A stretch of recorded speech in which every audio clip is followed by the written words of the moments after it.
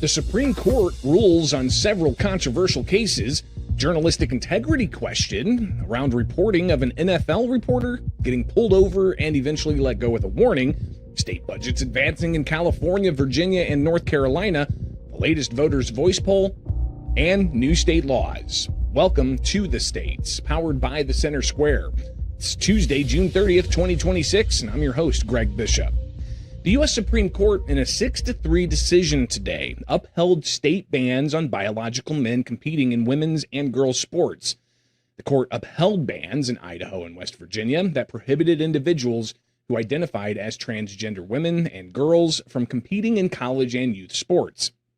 Justices said the bans did not violate Title IX, a federal law that prohibits discrimination based on sex.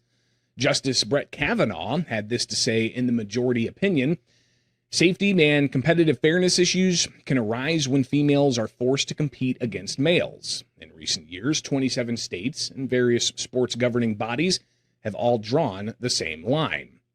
Now, in opposition to the majority opinion, Justice Sonia Sotomayor wrote this to say, the Equal Protection Clause demands much more when a state deploys a sex classification to achieve legislative aims. Yet, in an opinion unencumbered by fact or law, the majority today cuts off that process prematurely, deciding instead that BPJ's case must end now. Now, earlier this morning, I talked with Dr. Stanley Goldfarb from the organization Do No Harm to get his reaction. Thanks for joining The States, Dr. Goldfarb. Let's get right to it. What's your reaction after today's historic ruling? My reaction is that the Supreme Court made an incredibly reasonable, common sense decision because, I think the whole problem with gender ideology is to separate out any time when it can produce harm versus when it simply relates to a single individual. And I think they rightly have shown that in this case, harm would be done to women, girls who want to participate in sports. As I think Justice Kavanaugh said, sports is a zero-sum game, in his opinion. So if someone gets to play, someone else doesn't get to play. If someone gets to win, someone else doesn't get to win. And it clearly was going to be impossible for states to deal with this on an individual basis. There's no way to know whether an individual who's taken drugs, puberty blockers, what have you, is actually reduced their capacity as a male enough that participation with women would be fair. And the truth is they probably never can achieve that. And so it never would be fair. So this was a blow for fairness. And I thought it was just an excellent, reasonable decision. Now, were there any surprises in either the majority or the minority opinions that you saw? Not really. I thought I was kind of surprised reading Justice Sotomayor's decision. Now, I'm no constitutional lawyer or a lawyer of any kind. But it struck me that her main argument was that this should have been referred back to the courts for further investigation, as opposed to a full-throated acceptance of the idea that there should be an allowance for transgender individuals to participate in women's sports. That was really the main thrust of her argument, I thought. And I was surprised at that. I thought they would argue more strongly for, the fact that these were really women, which of course they're not.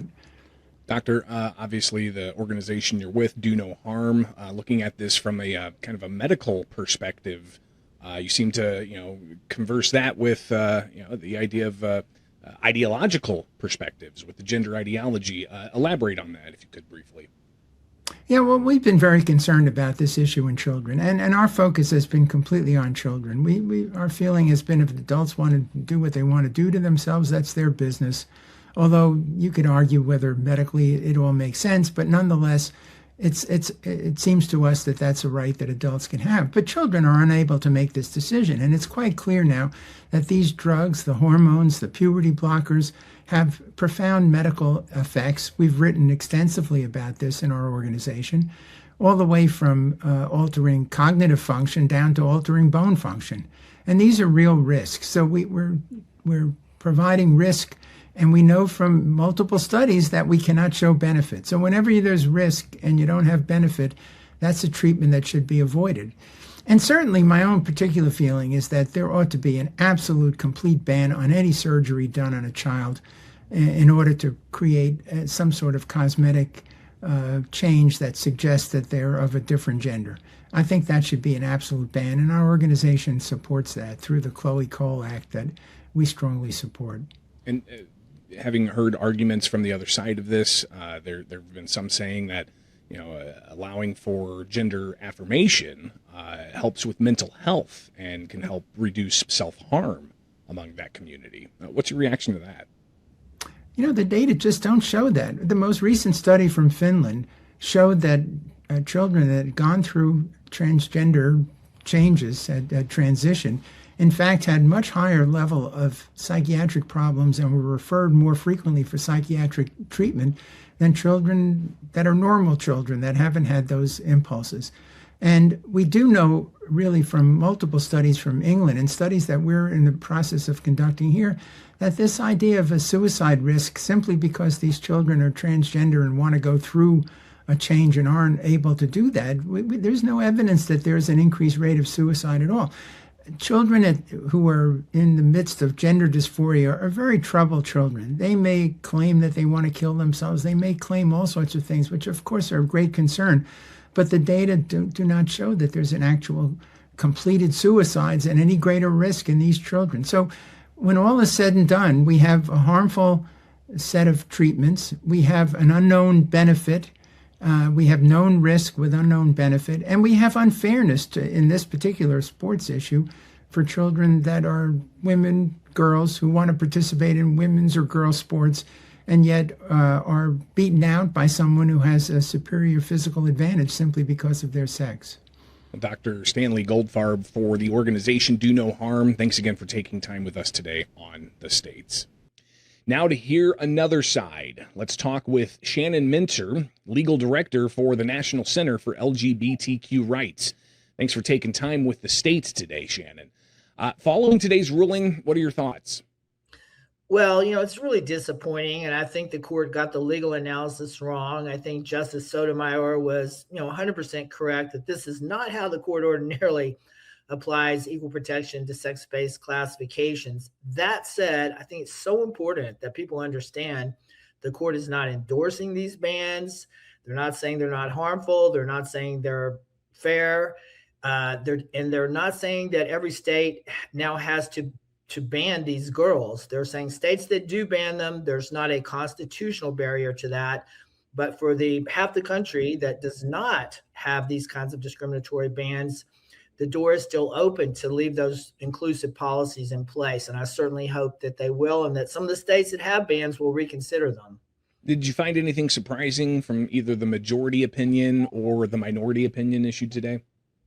Well, it is a very narrow opinion, which is a relief to me. I do think, this is obviously of huge importance for transgender people and these kids. I mean, it's so sad for these young girls who are, have been playing school sports without problems, and now to have that ripped away from them, that is really heartbreaking and tragic. And I don't want us for a second to lose sight of that human impact. I will say that they're really the larger significance of today's decision is really for women generally. I mean, the court just really changed the equal protection standard for sex-based laws and gave states a lot more leeway to differentiate broadly based on sex. And that I think going forward, that's going to be a very important focus here. I think this was bad for women.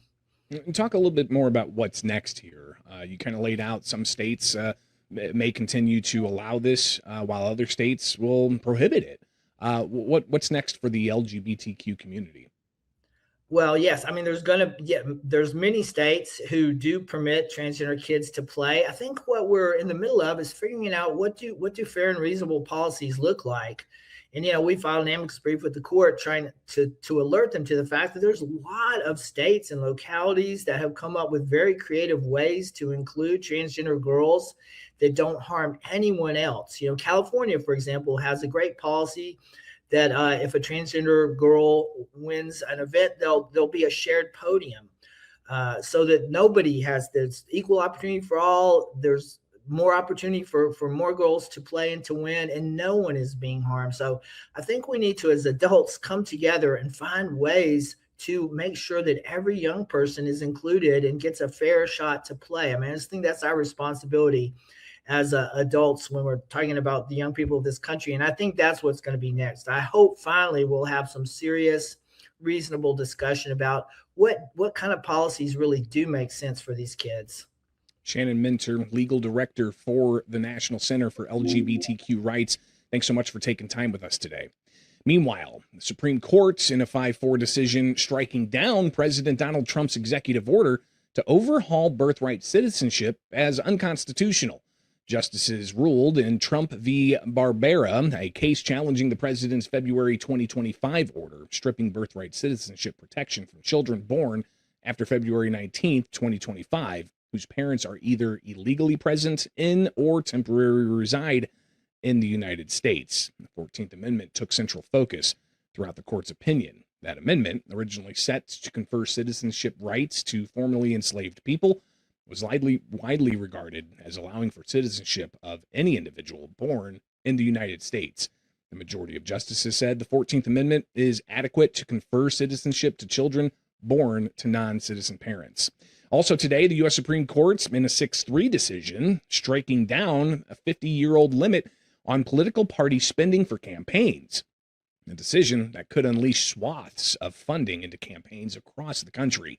Vice President J.D. Vance brought that lawsuit, National Republican Senatorial Committee versus Federal Election Commission, as a senator from Ohio several years ago. He argued rules preventing candidates from coordinating campaign expenses goes against First Amendment rights of a candidate running for office. Justices agreed. Justice Brett Kavanaugh said that the Federal Elections Campaign Act limits First Amendment free speech rights of candidates. And to give us more to chew on, the U.S. Supreme Court this week also agreeing to hear a slew of cases on issues involving immigration, energy, and voting rights as it prepares for an upcoming term. Be sure to get the latest at thecentersquare.com. We'll be right back with more from the States.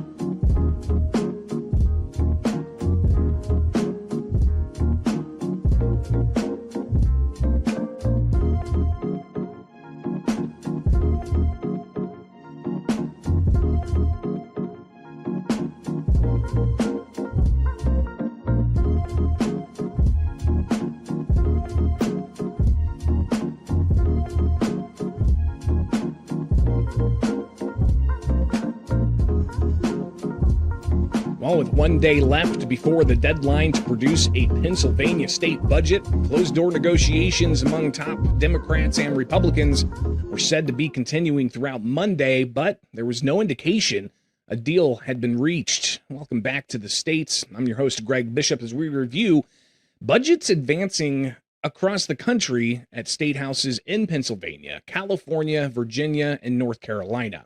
Now, in Pennsylvania, if no budget's passed by the end of today, it'll be the 5th year in a row Pennsylvania leaders failed to meet that June 30th deadline. That time frame includes every year of Governor Josh Shapiro's 3.5-year tenure. The Center Square reporter Ford Turner reports the Republican-controlled Senate Appropriations Committee Monday afternoon made a move that appeared to be a technical positioning of a bill that could be amended into a vehicle for an agreed-upon budget, should a deal be reached. Now, the bill previously conveyed Shapiro's $53.3 billion budget as proposed and was approved by the Democrat-controlled House, but on Monday, that was gutted by the Senate committee to include a single line item of about $24 million. It now awaits further action by the full Senate. A spokesperson for Senate Republican majority leaders, they said that without elaboration, that budget discussions are still ongoing at this time. And the use of secretive closed-door negotiations to produce a budget deal seems to be standard practice in most states, according to Mark Steyer, a consultant who is a longtime observer of state budget processes. He said it's especially true in states like Pennsylvania, where one chamber is controlled by Democrats and the other is controlled by Republicans. Last year was a mess in Pennsylvania. No budget was signed until 135 days after the deadline had passed. As a result, billions in state payments to schools, counties, all withheld, programs being curtailed and employees being furloughed. In California, the Assembly passed all of the bills making up that state's roughly $350 billion budget. Afterward, the bills immediately went to the Senate. Center Square California reporter Madeline Shannon reports both budget committees in the Assembly and the Senate debated the 2026 budget during separate meetings Monday, with Democratic and Republican leaders going toe-to-toe over funding veterans programs. Assembly member David Tangipa, he raised concerns and questions about spending priorities during that committee hearing yesterday. From the general fund, it appears that we're spending less than $500 million on CalVet services. Is that an accurate statement? Probably with the Department of Finance. I don't have the exact figure in front of me, but we could get back to you on that. Well, reviewing the budget, if you look into the general fund, the appropriation is under $500 million. And now if we look at when it comes to providing full scope Medi-Cal for illegal immigrants, it appears that we're spending about $3.4 billion to about $4.1 billion. Now, Assembly member Jesse Gabriel, a Democrat from Encino and chair of the Assembly Budget Committee, he said many veterans programs are paid for through federal tax dollars, not from state funds. But that's a core area of federal responsibility. That is something that the federal government is supposed to do. That's why we have the Department of Veterans Affairs. I know that there has been supplementary work that the state has done, but I think the comparison just is absolutely off base. Now, the Assembly passed one of the most prominent budget bills Monday afternoon in the California Assembly. It's Assembly Bill 111, which authorizes $351.7 billion in spending.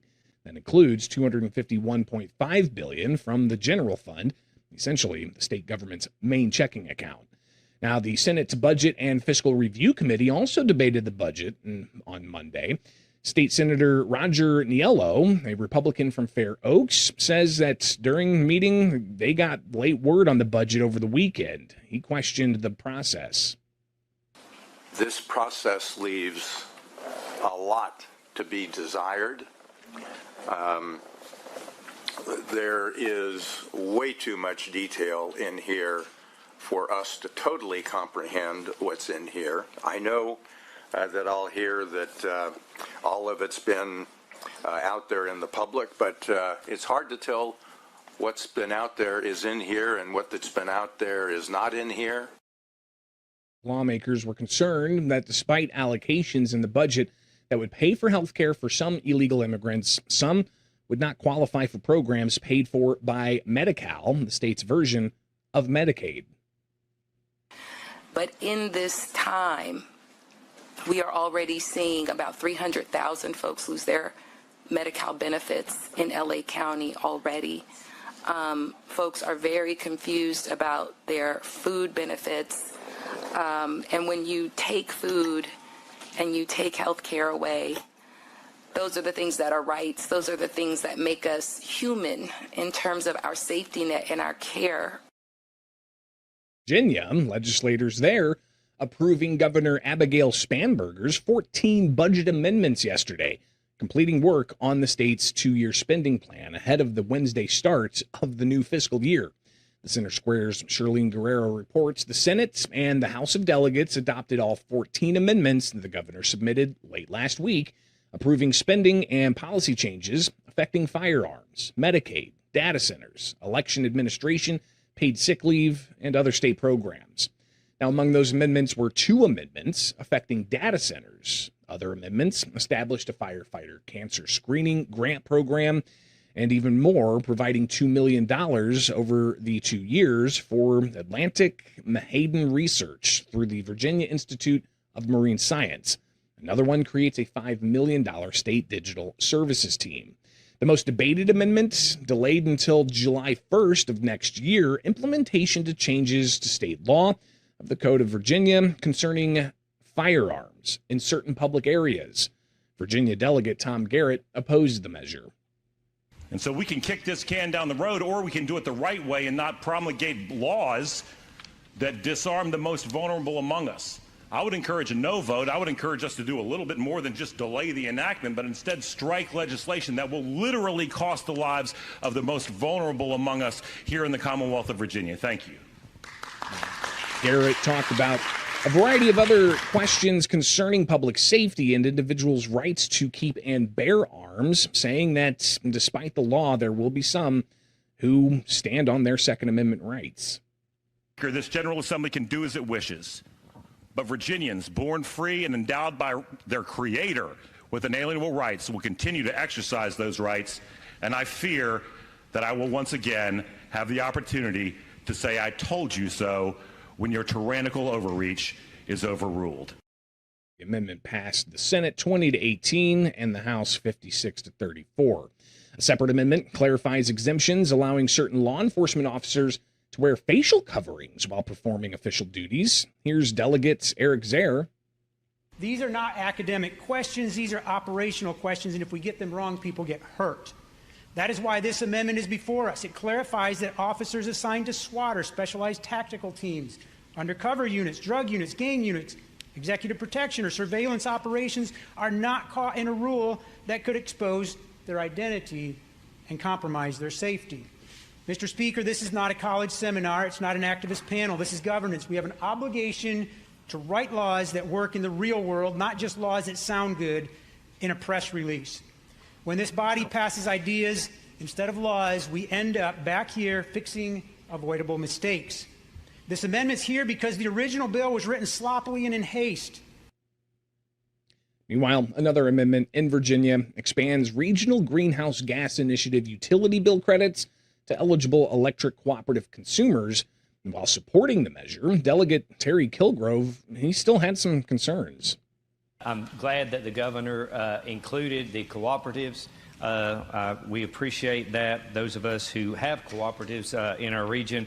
But one thing that we are seeing here, that the power bills are now going to have the credit on RGGI, but it's not necessarily going to have what RGGI cost.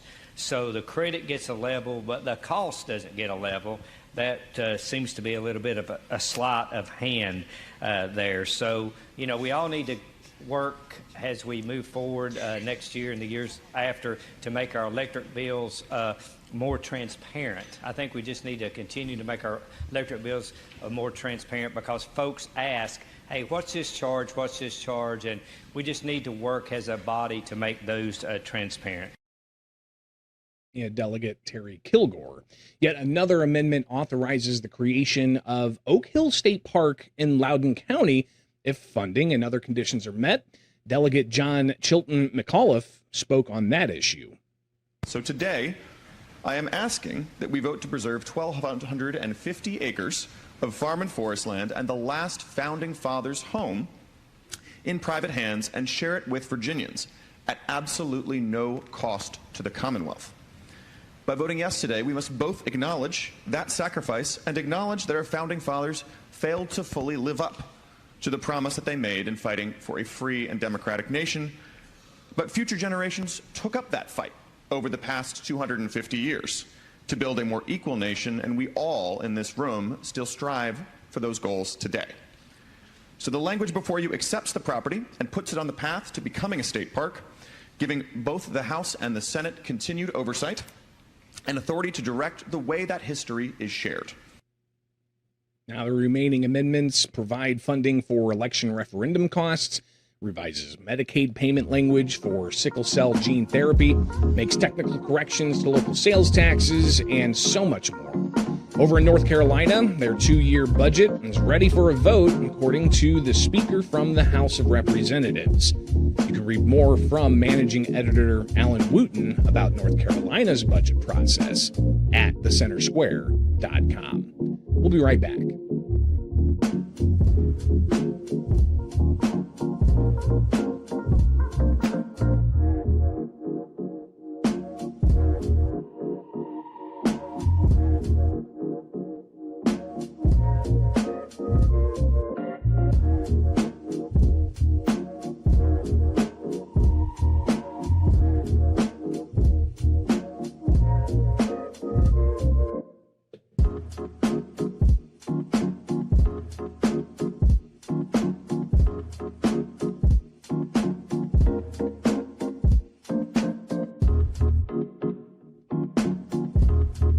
On January 19th of this year in New Jersey, a Ridgewood police officer made a traffic stop and eventually let the driver off with a warning. The driver was NFL Insider reporter Diana Russini, and police body cam and dash cam footage from that stop exclusively obtained by the Center Square. The story unfolds. Let's watch.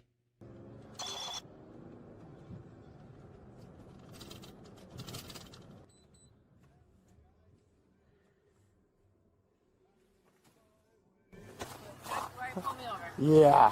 So, you're not going to care. I'm an NFL reporter, and I just wrote that Sean McDermott got fired from the Bills, and that is what I was just sending to send a tweet. I'm going to pull over because I have to make calls. Okay. I know you don't care, but I'm just letting you know my reason why. Okay. It was a work thing, and it was an emergency for what I did. Of all times, it's like no one expected you, footballhead. Yeah. Like, I'm shocked that they fired me. I cannot believe it. You know who was on the bullet? Who? Brian Mabel. He's the boss of the job. Oh, okay. Are you a fan of Giants or Jets? I'm not a fan of either. So. What is your team? I'm a Vikings fan, unfortunately. Let's see it.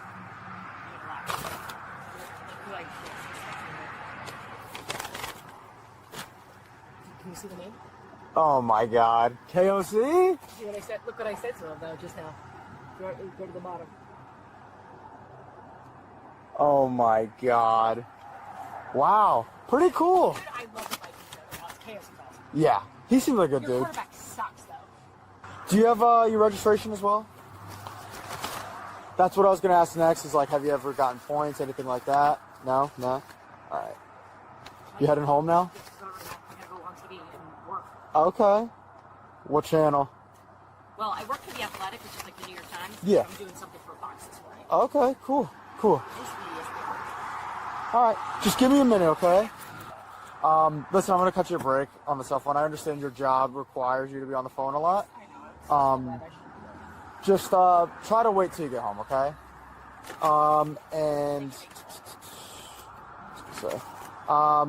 Yeah, keep me updated with the Vikings, okay? Let me know if KOC is going to get a new quarterback in. Of course. All right, man. Take care. Now, joining us to discuss the implications of this video is the Center Square investigative reporter Adam Herbets, who obtained that footage. Adam, the Center Square scooped major platforms on this footage. What's your sense of why other outlets didn't advance this beyond what was initially reported? Look, I don't want to talk on behalf of other media outlets. I can only say how we got the video. And it started with an article by the New York Times, which is the parent company of The Athletic, which is the company that Diana Russini worked for. They described a podcast appearance where Russini essentially bragged about getting out of this ticket. But the version that she told was a little bit different. She said that she FaceTimed the NFL coach, that he was sitting in his office, that he agreed to talk to the officer, and that the NFL head coach helped her get out of the ticket. Now, obviously, the body camera video shows something a little less dramatic, but it's the same principle. She's still name dropping an NFL head coach to get out of a ticket, and it raises questions about all sorts of topics. There's the journalistic integrity side of things. There's the police transparency side of things.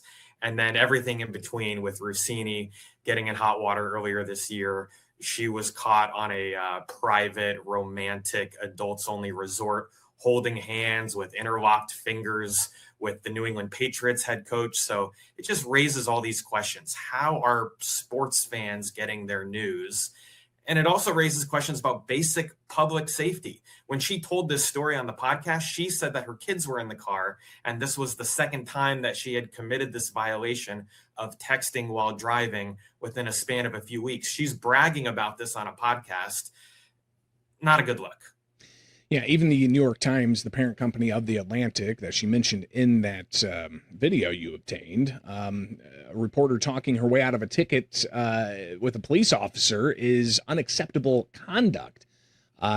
Listen, just to share a personal note, in Springfield, Illinois, I was on the air for a long time. I remember driving into the 6 o'clock in the morning radio show. It's 5 o'clock. I'm speeding.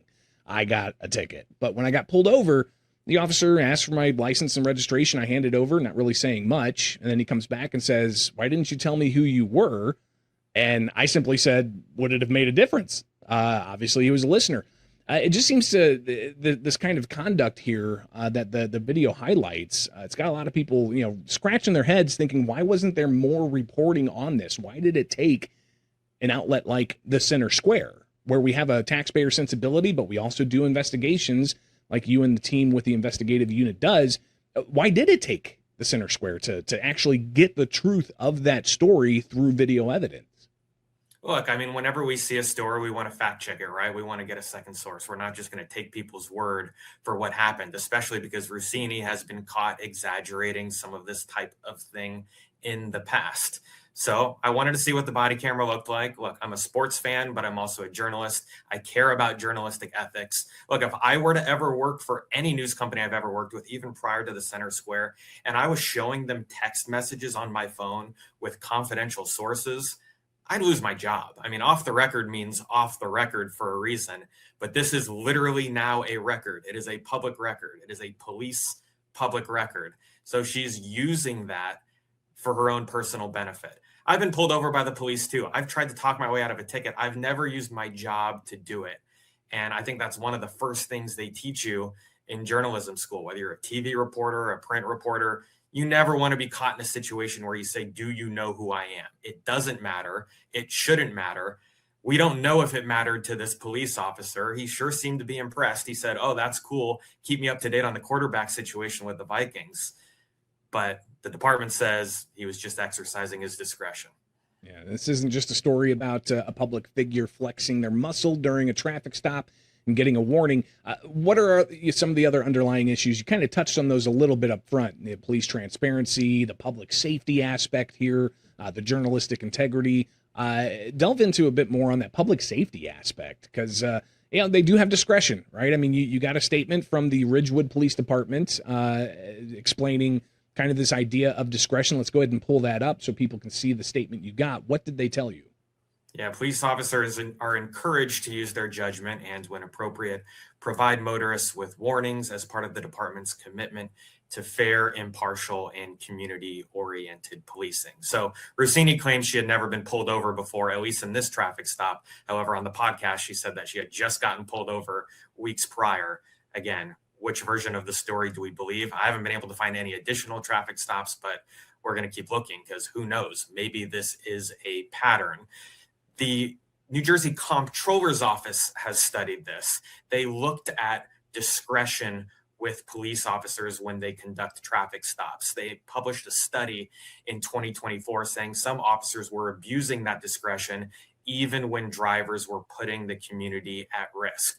I don't know if Russini's kids were in the back of that car. You don't see her on the body camera video at any point, telling them to pipe down or to shush or to be respectful to the police officer as he approaches the window. So maybe she fabricated that part of it when she told the story as well. I hope for her sake the kids were not in the back of the car, because you can see on the dash cam video, she was swerving a little bit. She couldn't maintain her lane on a one-lane highway in New Jersey in the winter with snow on the ground. Obviously, it's breaking news is not going to be a reasonable excuse to cause a crash, to hurt someone else, or to hurt your own children, God forbid, if any of that were to be the case. I'm glad we're talking about this in terms of hypotheticals, but these are the types of things that police officers think about on a daily basis, which is why they conduct traffic stops. And look, it's probably a good thing that officers have the ability to exercise discretion. I've spent a large part of my career reporting on police quotas and how some officers feel like they have to hit this specific number. They feel like they're tax collectors on behalf of the city. Essentially, their traffic stops are part of the city's ability to raise revenue. That's not a good idea either, which is why states like Utah and New Jersey have banned ticket quotas and have encouraged officers to be able to use their discretion. It's like a journalist, right? You want to be able to get the other side of the story. You want to be able to at least talk to the person behind the wheel and see what's going on. But hey, it's breaking news. An NFL head coach just got fired. I would never use that excuse to get out of a ticket. I wouldn't use any excuse involving my job.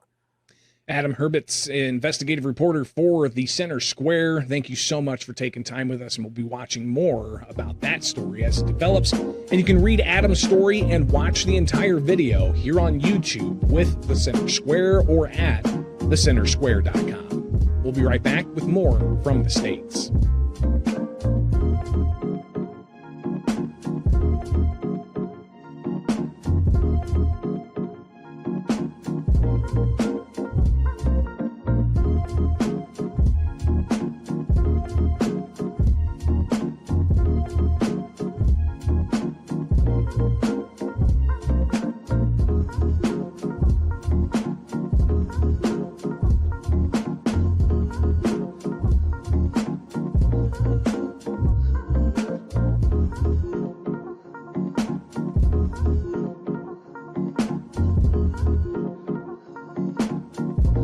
President Donald Trump's economic approval has fallen further than his overall job approval, a reversal from the economic strength that got him elected.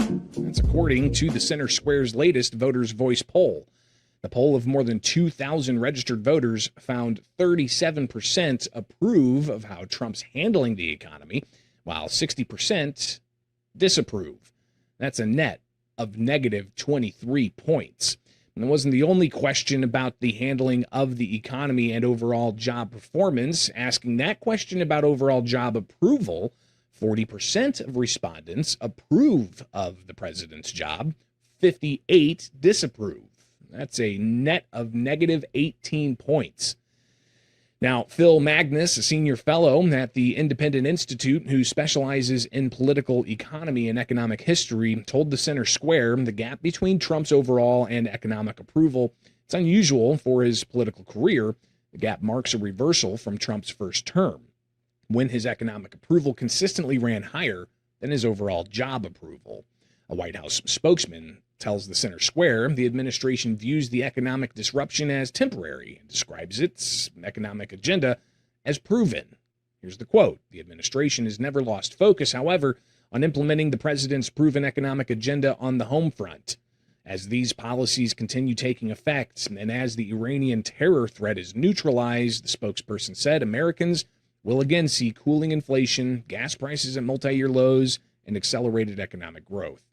Now, in other Voters' Voice poll findings, Republican voters are more likely to identify themselves as supporters of the party itself rather than supporters of President Trump. The poll found 56% of Republican voters said that they identify with the Republican Party, whereas 35% of voters identify themselves as supporters of Trump. Now, loyalty to Trump's been tested throughout the past 2 months as voters head to the polls in key primary states across the country. In Georgia, Trump-backed U.S. Senate candidate Mike Collins won in a runoff primary against football coach Derek Dooley. However, Burr Jones, a candidate for Georgia governor who Trump endorsed, lost his primary runoff against billionaire Rick Jackson. Poll data showing younger voters were more likely to support the Republican Party over Trump, particularly compared to older voters. About 60% of voters ages 18 to 29 said that they were supporters of the Republican Party, compared to voters age 65 years and older at 56%. And among respondents who said that they voted for Trump, 55% said they identify more as a supporter of the Republican Party than the president. Mike Noble from Noble Predictive Insights said that President Donald Trump's foreign policies, such as the conflict in Iran, leading to higher energy costs, and that's been a self-inflicted wound that's reflected in the data. About 53% of voters who support Marco Rubio closely identified as supporters of the Republican Party as well. Additionally, 67% of hypothetical Ron DeSantis voters said that they more closely identify as supporters of the Republican Party. Be sure to get the latest Voters' Voice poll data at thecentersquare.com. We'll be right back.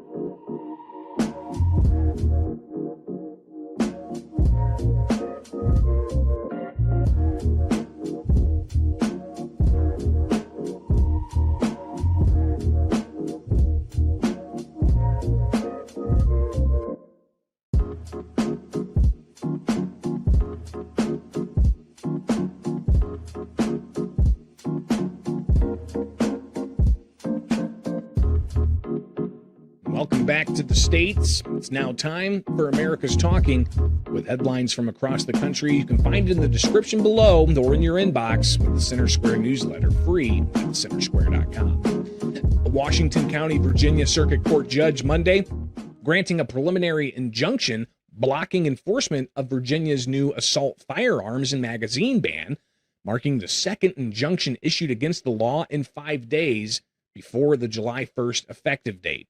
Now, the measures prohibited the future sale, purchase, manufacture, importation, and transfer of certain semi-automatic firearms and magazines capable of holding more than 15 rounds.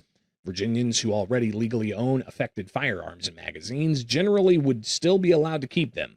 The Center Square reporter, Charlene Guerrero, reports the injunction remains in effect until further order of the court or July 1st, 2027. Now, Monday's ruling follows a June 25th preliminary injunction issued by a Lancaster County Circuit Court judge in a separate lawsuit challenging that law. In Illinois, Governor J.B. Pritzker signed a series of bills into law Friday and throughout the weekend, with 62 new laws set to take effect over the next year. And that's just a portion of the hundreds that the General Assembly is prepared to send to the governor. The Center Square reporter Sean Reed reports of the laws signed, dozens have already or will take effect this week. One example, House Bill 45, initially introduced to require retailers offer corresponding paper coupons and deals rather than just being available digitally. The bill was amended due to heavy opposition from retailers who were opposed to the paper coupon requirement. It was changed to leave the form of coupon redemption and delivery up to the retailers and no longer requires retailers to automatically apply coupons. And in Florida, restaurants must begin disclosing mandatory operations charges to customers starting tomorrow. The Center Square contributor Marilee Gasser reports the rule mandates all public food service establishments in the state to include a notice disclosing the amount of percentage of any operations charges that a customer is required to pay, along with an explanation of the purpose of the operations charge. The rule was part of the Public Lodging and Public Food Service Establishments Law, which was passed last year, with the final section going into effect tomorrow. It makes Florida one of the few states with a law on the books requiring such a level of bill transparency. Starting July 1st, restaurants that include an operations charge must provide a written notice of it on their food menu, written contract, website, or mobile app, wherever food and beverage orders are being placed. And Arizona gained 21,200 jobs year over year in May, according to a new report.